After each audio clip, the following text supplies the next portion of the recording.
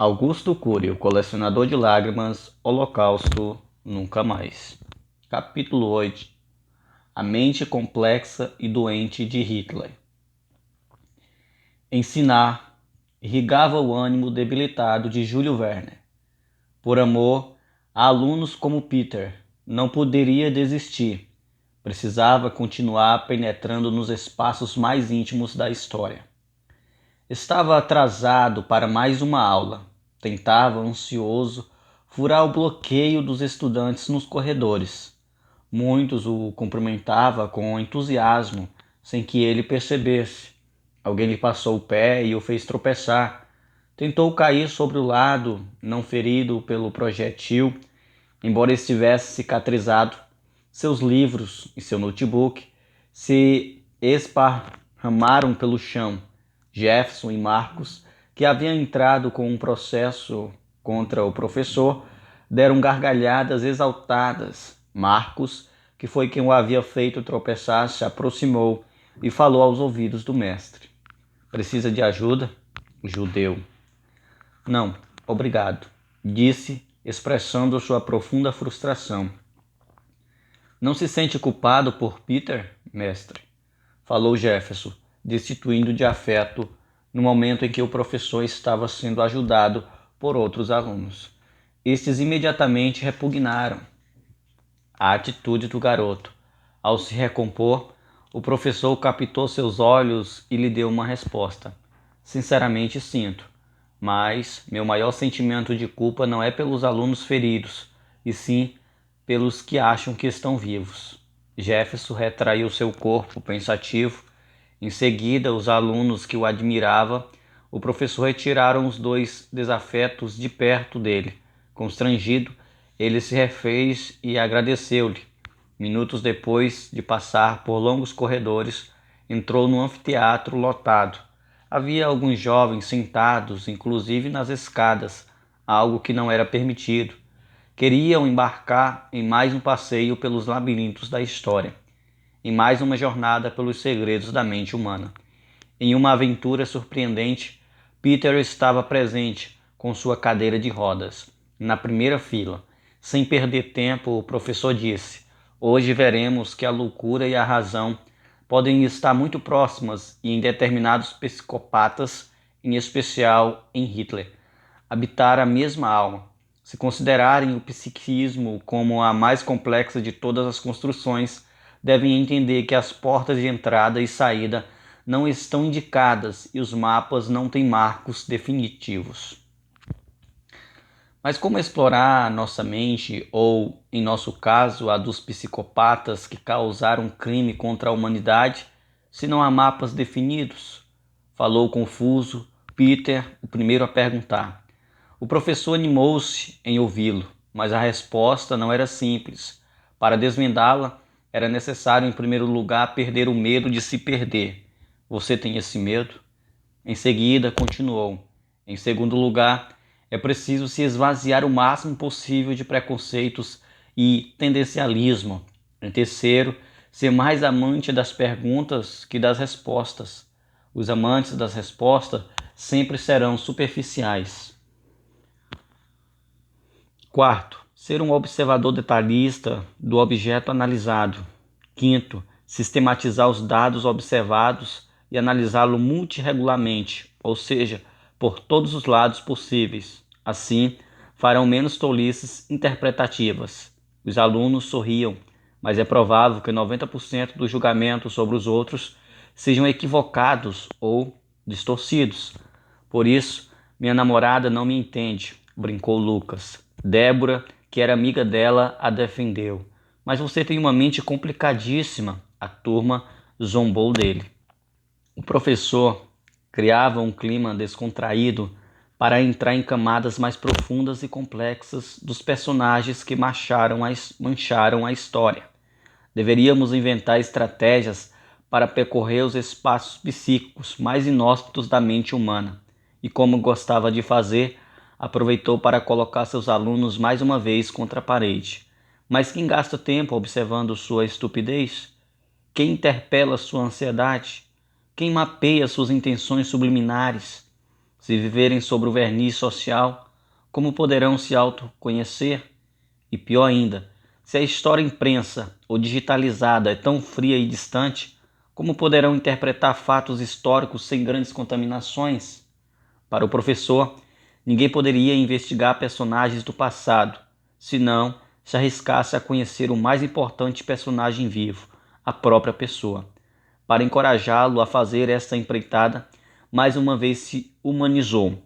Alguns de vocês sabem que me perturbou diante da possibilidade de ter pesadelos, mas não sabe que fracassar como educador também me tira do ponto de equilíbrio e tem outra fobia perturbadora. Fez uma pausa, esfregou as mãos no rosto e disse-lhe: Não riam, os aracnídeos, esses bichos com um amaranhado de pernas que vocês chamam de aranhas, também me deixam em pânico. Alguns alunos caíram na gargalhada, outros, relaxados, mapeavam as armadilhas de sua própria mente. E eram muitos, algumas tinham pavor de empobrecer, envelhecer, morrer, serem traídos, amar, entregar-se. E por fim, Júlio Verne comentou, mas não se sabia se falava a sério ou brincava sobre o que mais lhe causava horror. Mas nada me perturba tanto quanto perder a mulher que me fascina, me domina e me deixa tonteado. As alunas o aplaudiam. Catarina, discretamente sentada no fundo do anfiteatro, suspirou e pensou alegremente: Esse é meu intrépido homem. Provocada a me mapear, ficou pensando que todo ser humano é um mundo com incríveis particularidades, afirmou Débora. Mas nessa sociedade de consumo, classificamos as pessoas como produtos, uma bela magreza, outras pela cultura acadêmica e ainda outras pelo poder financeiro. Obrigado por introduzir o tema da minha aula, Débora. E fitando a classe, afirmou: Todo ser humano tem sua complexidade e singularidade, inclusive os personagens como Hitler. Já comentei em outra aula o ego doente de Hitler. Agora precisamos avançar. Precisamos conhecer as incríveis flutuações da mente do homem que deixou perplexo o mundo. Em seguida, comentou que todo ser humano, por mais saudável que seja, sofre flutuações emocionais e intelectuais. Só os mortos são instáveis, brincou Peter. Felizmente, estou vivo. Correto, Peter. Os vivos, no momento, estão tranquilos, noutro inseguro. No período, são racionais, noutro incoerentes. Num período, gentis, noutro individualista. A flutuabilidade brada e é aceitável, mas a extrema é gritante. Caso de Adolf, filho de Clara e Alois Hitler. Era gravíssima, refletia uma mente destruidora. A emoção de Furran, da Alemanha, flutuava entre o céu e o inferno. Não entendi essa característica de personalidade de Hitler, professor. Ele era um psicótico ou psicopata?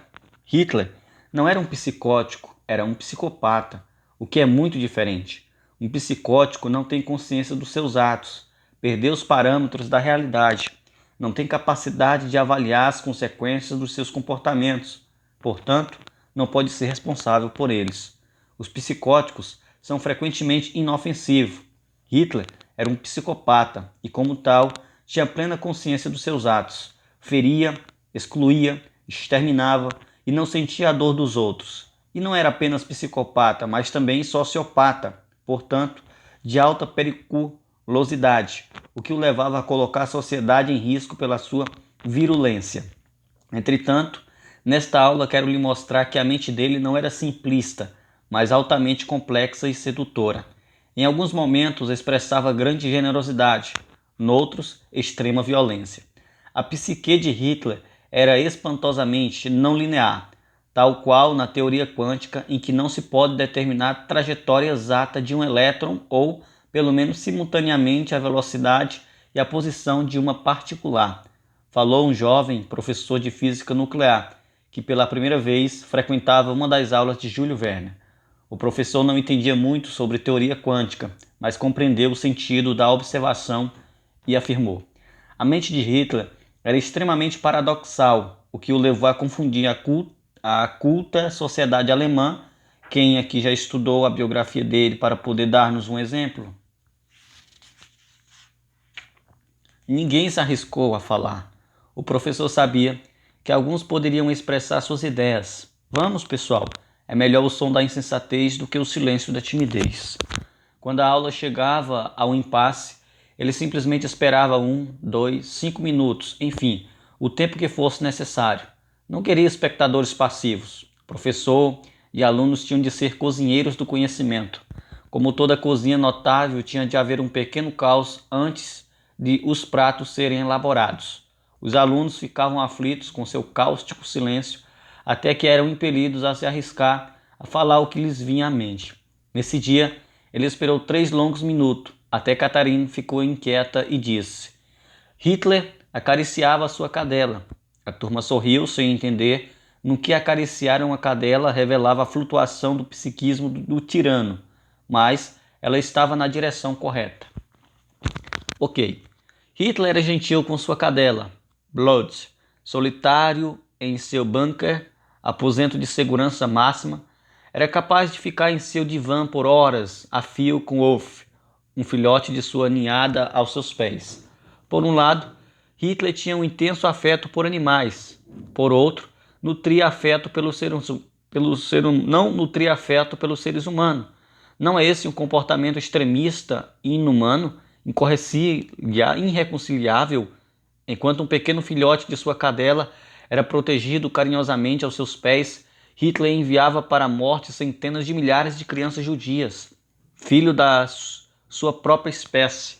Para o extermínio coletivo, não há como não se tornar um colecionador de inexprimíveis emoções se analisarmos os últimos instantes desses meninos e dessas meninas.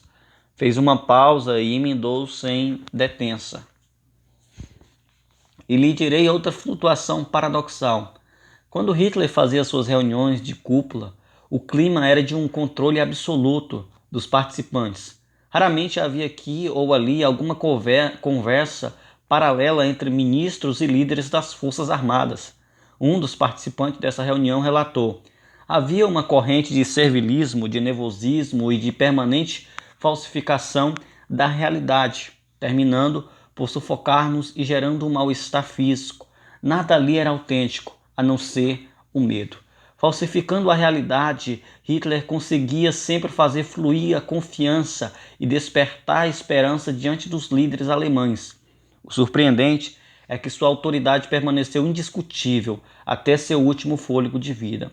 Apesar de seus erros, suas mentiras, seus rompantes de agressividade e suas teses incoerentes. O medo, a velha ave de rapina do psiquismo, era a única coisa autêntica nas reuniões dos arquitetos da Segunda Guerra Mundial. Mas os cegos, seguidores de Hitler, não se mapeavam, nem o mapeavam, não adentravam o edifício do psiquismo, ficavam na superfície. Precisou terminar a Segunda Guerra para que se fizesse um exame da consciência. Hitler era portador de um otimismo inabalável e de uma autoridade inquestionável nas reuniões ministeriais e nas campanhas de guerra. Mas quando estava só, recluso em seu bunker, ficava frequentemente deprimido, tinha uma atitude sombria de meditação, um espírito distante e vago. Hitler se suicidou emocionalmente anos antes de fazê-lo fisicamente. Ele assassinou seu prazer de viver, pois nunca aprendeu que o segredo do prazer de viver se encontra nas pequenas coisas. Precisava de grandes eventos para experimentar fagulhas de alegria. Eis mais 2 flutuações doentias do líder da Alemanha: otimismo social e depressão, autoridade política e fragilidade emocional.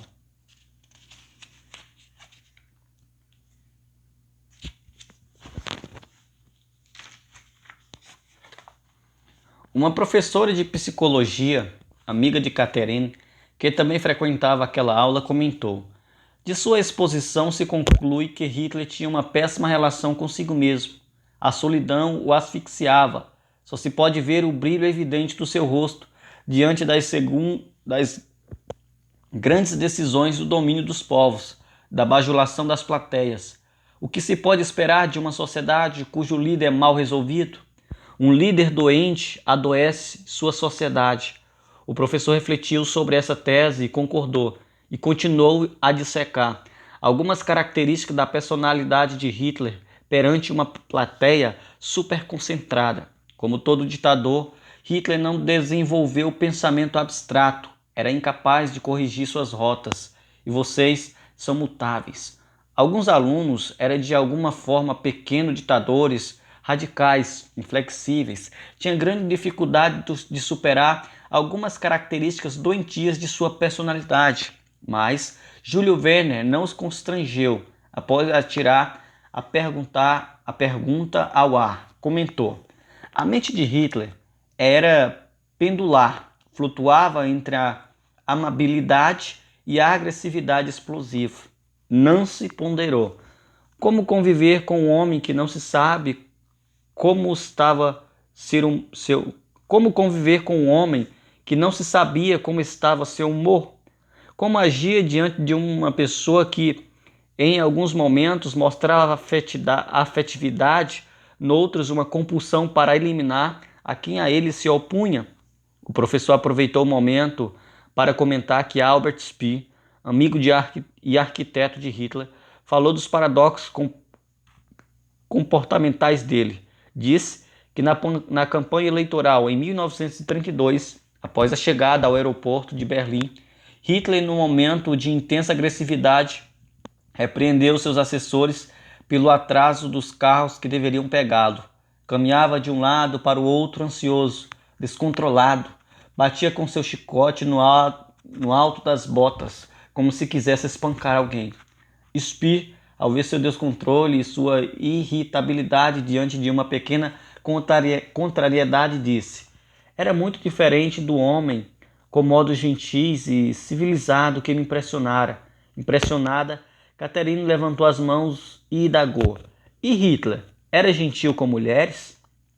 Depende de quais mulheres, Kate. Com as mulheres dos oficiais, dos grandes empresários e dos notáveis políticos. Era um gentleman, inclusive com suas secretárias. Era capaz de pegar as mãos delas e delicadamente as beijar. O quê? Hitler encantava essas mulheres? Perguntou Evelyn, espantada. As mulheres alemãs tinham verdadeiro fascínio pelo Furran, os mais famosos solteirão. Tinha a impressão de que ele era um homem de rara sensibilidade. Onde as encontrava, ele se curvava para beijar suas mãos, em especial as mulheres da alta roda. Mas o mesmo homem que beijava generosamente as mãos das mulheres arianas era o que dava ordens para matar milhares de mulheres judias sem nenhum constrangimento, inclusive ciganas. Eis outra flutuação fantasmagórica. Quantas mulheres judias foram assassinadas pelo nazismo? Indagou Débora. Os números são imprecisos, mas foram pelo menos 2 milhões de mulheres que morreram sob seu domínio. Lucy ficou pasma. Sempre pensou que os homens, por mais violentos que fossem, tinham uma tendência a preservar as mulheres. Desconhecia esse assassinato industrial. Chocada, perguntou: como as mulheres eram selecionadas para a morte? O relato do professor foi surpreendente. As mulheres chegavam aflitas dos comboios de trens para os campos de concentração de Auschwitz, Sobibor, Treblinka, Majdanek, Belzec, desesperadas por um pedaço de pão, ansiosas para alimentar seus filhos. Imagine viajar por 2 dias, 170 pessoas espremidas em um único vagão. E quando chegavam, sem demora, eram selecionadas pelos médicos da SS. Entre as da esquerda ficavam as que serviam no regime da escravidão nos campos. As da direita, juntamente com crianças, idosos e deficientes, iam para as câmaras de gás, carregando suas malinhas, muitas vezes após mais de um dia sem comer, sedentas. As crianças, quase sem voz, perguntavam: mamãe, estou com fome, aonde vamos? E com a voz embargada, o mestre acrescentou: as mães não sabiam o que responder. Algumas, no esforço descomunal para consolá-la, dizia: vamos tomar banho e depois jantar. Nunca mais teriam refeições. Os alunos que frequentavam as aulas do professor, embora tivessem contato com a dor humana, se tornavam cada vez mais estáveis emocionalmente. Passavam a valorizar suas refeições, a amizade, sua liberdade. Adquiriam mais estratégias para superar suas crises e angústia. Hitler era um homem de dupla performance, dupla face, uma no palco, outra nos bastidores. Comentou Catherine. Parece-me que ele tinha tendências a inspirar o suicídio. Ele era um suicida potencial. Tinha resiliência débil, baixo limiar para lidar com frustrações, não suportava ser contrariado. Atitudes violentas ou depressivas acompanhavam suas decepções. Goebbels alimentava seu messianismo. Inclusive, no fim da vida, dizia a Hitler: se a morte fosse seu destino, deveria procurá-la nos escombros de Berlim. Sua morte seria um sacrifício à lealdade para com sua missão na história mundial. Era um bando de loucos sustentando uma missão torpe. Baldur von Schirach, o líder da juventude hitlerista, escreveu criticamente em 1932: acredito que algumas pessoas atraem a morte, e Hitler definitivamente é uma delas. Mas com o tempo, Baldur, tal qual muitos outros críticos, se curvou aos pés de Hitler. O professor fez uma pausa e trouxe à lembrança a relação doentia do Furran com as mulheres mais íntimas. As mulheres próximas de Hitler adoecia de tal maneira que tentavam o suicídio. As alunas ficaram surpresas com essa informação. O professor deu alguns dados intrigantes, teatralizando a angústia delas. Mimi Reiter, uma de suas namoradas, tentou o suicídio em 1926. Gelin, sua sobrinha e amante, se matou em 1931. Renata Miller, uma amiga, também o fez em 1937. Regine Lay, mulher do político Robert Lay, tentou contra sua própria vida. E, por fim, Eva Braun se matou com um cianureto poucas horas depois de se casar com Hitler. Enquanto o professor fazia sua exposição, havia emissários do reitor anotando seu comportamento. Ele era policiado e sabia disso. Que homem era esse cujas mulheres mais íntimas entravam em seu colapso? Questionou alto Débora. Talvez ele as cativasse no primeiro momento, no segundo lhe furtasse a identidade e no terceiro as levasse ao desespero, afirmou Catherine. O professor ficou feliz com a cooperação de Catherine. Embora ela estivesse sobremaneira estressada e preocupada, era uma mulher vibrante. Ele expressou com os lábios: espero jamais levá-la ao desespero. Depois se deu conta de que estava em público. Pigarreou e discorreu. Citou uma frutibilidade da personalidade do homem que começou a Segunda Guerra Mundial. Hitler era vegetariano, cuidava do seu corpo com obsessão, tinha medo de contrair doenças. O quê?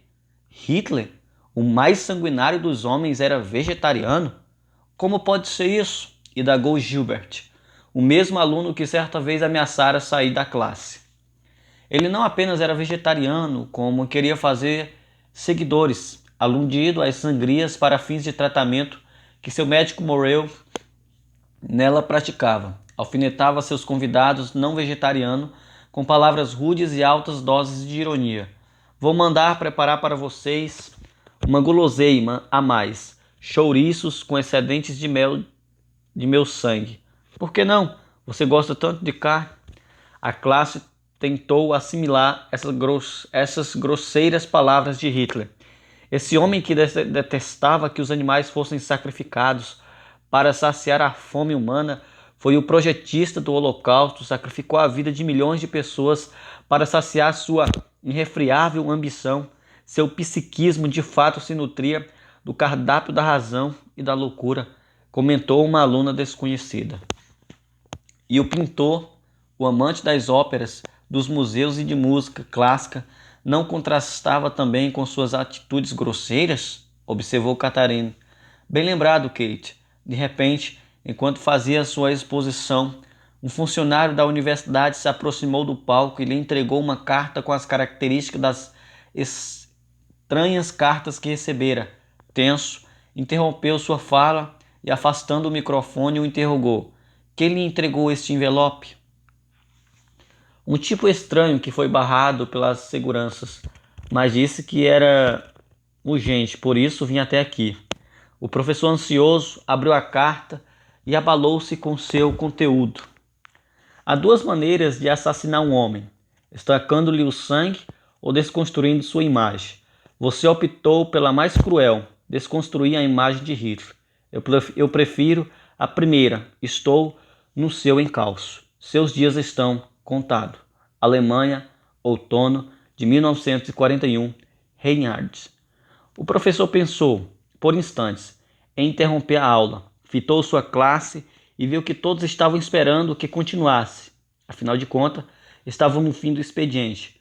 Captou também os olhos de Catherine e viu-a aflita. Ela sabia que algo estava errado. Precisava dar-lhe segurança no ataque de raiva em vez de se intimar. Continuou a dissecar a imagem do Fuhrer. Hitler, caindo afinal do pináculo da sua glória, fez um comentário tétrico sobre o que ocorreria após sua morte. E mais uma vez, o professor usou o timbre de voz de Hitler. Se algo me acontecer, a Alemanha ficará sem um guia, pois não tem o sucessor. O primeiro enlouqueceu, Hess. O segundo jogou fora a simpatia do povo, Göring. E o terceiro é mal visto pelo partido, Himmler. E Himmler, além do mais, é totalmente avesso à música. Após essa citação, perguntou: o que vocês já acham dessa fala de Hitler? Às portas da morte, o ser humano recolhe suas máscaras e fala sem disfarces. Sentia-se um Messias derrotado, mas não tinha substituto, afirmou Lucas. Exato, Lucas. O maior criminoso do século XX estava fisicamente combalido, muito próximo de colocar um ponto final na sua história. Mas até quando o mundo ruía aos seus pés, foi capaz de exaltar a si mesmo. E não apenas isso, exaltou também, por mais inacreditável que pareça, a importância da música erudita, como requisito básico para a formação de um líder. Seus mais diletos seguidores não poderiam substituí-lo. Quanto a Himmler, o todo-poderoso da cruel polícia SS, que tinha a ambição de ser o grande Fuhrer, aludia contra ele não apenas a rejeição do partido nazista, como também sua aversão à música clássica. Hitler realmente apreciava a música, mas eu pensei que todos os músicos fossem sensíveis e generosos, expressou Ellen, uma pianista que estudava música clássica. Eu protesto. Não é possível que Hitler amasse música. Um amante dessa arte não cometeria as crueldades que cometeu, contestou Ronald, um respeitado professor de música que frequentava suas aulas. O professor fez uma pausa, agradeceu a contestação dele e comentou: há mais diferença entre admitir a música e contemplá-la do que imaginar o mundo das artes. Admirar é uma experiência fortuita, desprovida de profundidade. Contemplar a música é se entregar a ela, é penetrar em sua essência, imergir em sua sensibilidade, sentir o paladar das suas notas. Somente a contemplação produz a generosidade e o altruísmo. Ronald silenciou diante dessa observação. Em seguida, o professor fez uma pausa, suspirou e afirmou: Hitler podia ser rude, tosco, inculto, mas tinha um psiquismo singular. Admirava indubitavelmente as artes, embora não as contemplasse. E comentou que em 1939, 6 semanas antes de iniciar a Segunda Guerra Mundial, houve uma comemoração apoteótica, o Dia das Artes de Munique, a última manifestação artística do Terceiro Reich.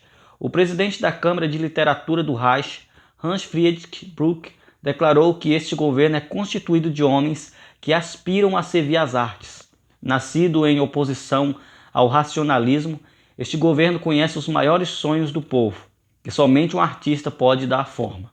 O artista era Hitler, e o racionalismo tão criticado foi incorporado pelo nazismo e levado às últimas consequências pelas ambições geopolíticas e purificação da raça, a eliminação de minorias, inclusive de inocentes doentes mentais. Em seguida, o professor falou: havia uma corda de artistas frustrados que lideravam o nazismo. Goebbels, o papa de marketing, escreveu um romance, poesias e peças.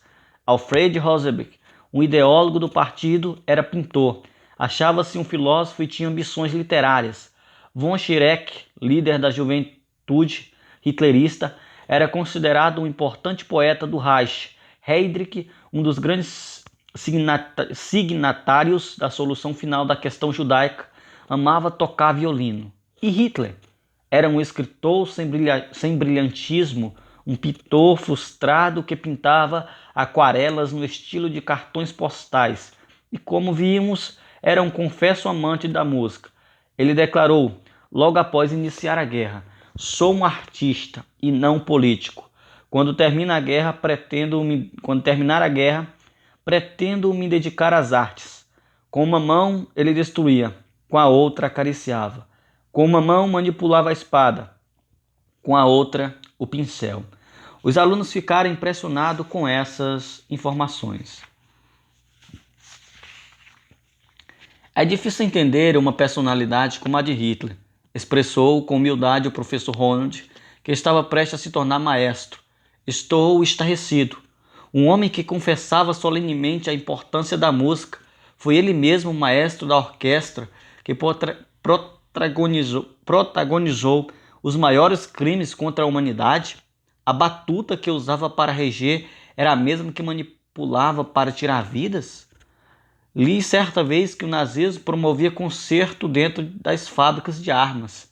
São simplesmente incríveis essas características diametralmente opostas, comentou Gilbert.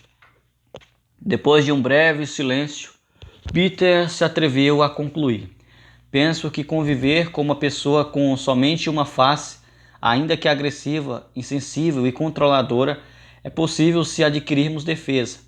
Mas conviver com alguém que ora é dotado de afetividade, ora é assaltado por intensa agressividade, é um convite para ficarmos doentes." A classe ficou emudecida com este ponto de vista de Peter, pois os alunos sabiam que havia muitas pessoas irracionalmente flutuantes ao seu redor, inclusive algum deles. Quebrando o silêncio, James, um aluno que frequentava assiduamente o cinema, perguntou: "Hitler gostava de cinema?" O líder da Alemanha não apenas gostava, como era um ardoroso cinéfico. "E que tipo de filme gostava de ver?" indagou o mestre. "Certamente de guerra e ação", afirmou Débora, com grande convicção, mas estava parcialmente errada. Hitler apreciava filmes que demonstravam a grandeza e o sucesso da nação que dirigia, confirmou Júlio Verne, e indagou: "Mas também gostava de outros gêneros." "Quais?" "Terror?" disse uma aluna. "Suspense?" disse outra. "Policial?" disse James, o aluno que fez a pergunta. "Que tal desenhos animados?" perguntou o professor. A plateia sorriu. "Impossível, mestre", afirmou Débora. Todos concordaram com ela, pois, pasmem, certa vez, no Natal, Goebbels, que durante algum tempo controlava os filmes e as produções teatrais na Alemanha, presenteou Hitler com 18 desenhos animados do Mickey, o ratinho da Disney. "Você está brincando, professor." "Um homem com um espírito assassino e uma sede insaciável pelo poder, como se distrairia com inocentes desenhos animados?" afirmou Peter. Mas Júlio Verne não brincava com essas coisas. Estava relatando mais um fato histórico, o que deixou os alunos embasbacados. Adolf Hitler não apenas gostava de filmes infantis, como de histórias infantis. Jamais deixou de ler Karl May, o escritor que lia na infância e que escreveu cerca de 70 livros para crianças e adolescentes. Karl May descrevia com detalhes florestas, índios, ambientes, táticas de sobrevivência, lugares que na realidade nunca visitara, mas imaginara. Hitler admirava a imaginação de Karl May e como ele libertava seu imaginário para ser o maior dos estadistas, fosse em tempo de guerra ou paz, mesmo não tendo nenhuma experiência no assunto, e por incrível que pareça, solicitava que soldados que estivessem no fronte da batalha pudessem ter em mãos um livro do seu autor infantil preferido para sobreviver às intempéries ambientais. Hitler, intelectualmente imaturo, vendia a imagem de um grande líder. Um adulto que lia histórias infantis e que ao mesmo tempo atirou sua nação em guerras, que colocou seus adolescentes no calabouço do fronte, que deu ordem para eliminar crianças especiais e odiava crianças judias. Como não ficar perturbado diante desses paradoxos? Concluíram os alunos. E para encerrar sua aula, o professor comentou que uma das maiores ambições de Hitler era criar um grandioso museu na sua inesquecível Linz, cidade em que cresceu. O ditador comprou cerca de 3.000 quadros durante os anos de 1943 e 1944, ao custo de 150 milhões de marcos. E por absurdo que pareça, mesmo quando estava francamente derrotado, não apenas apontou a relevância da música, mas das artes plásticas, e gastou mais de 8 milhões de marcos nessa empreitada. No fim de 1945, nas minas de sal de Althaus, na Áustria, os americanos encontraram 6.750 quadros que Hitler adquirira com esse fim. Para uma plateia assombrada, o professor afirmou: ninguém na história comprou mais obras de arte do que Adolf Hitler. É provável que tenha comprado mais obras que todos os grandes ditadores juntos, desde Alexandre o Grande, passando pelos imperadores romanos até os dias atuais. Estou perplexa. Como pode um homem com esse viés emocional não nutrir compaixão pelos miseráveis? Questionou Nancy, ecoando as palavras de Nancy, uma psicóloga clínica especialista em psicologia forense que assistia pela primeira vez à aula de Júlio Verne, comentou: o que me perturba, professor, em sua apresentação é que de um lado o Hitler tinha necessidade completamente grotesca, de outro completamente humana e normais. Tenho pós-graduação em mentes criminosas, mas nunca vi nem estudei uma personalidade como essa. Como ela foi forjada? Gostaria muito de conhecer um pouco sobre este assunto. Discutiremos a formação da personalidade de Hitler em minha próxima aula. Em seguida, olhou para a classe e completou: vocês podem chamar Hitler de louco, insano, maníaco, psicopata, sociopata, mas não podem deixar de reconhecer a sua complexidade mental.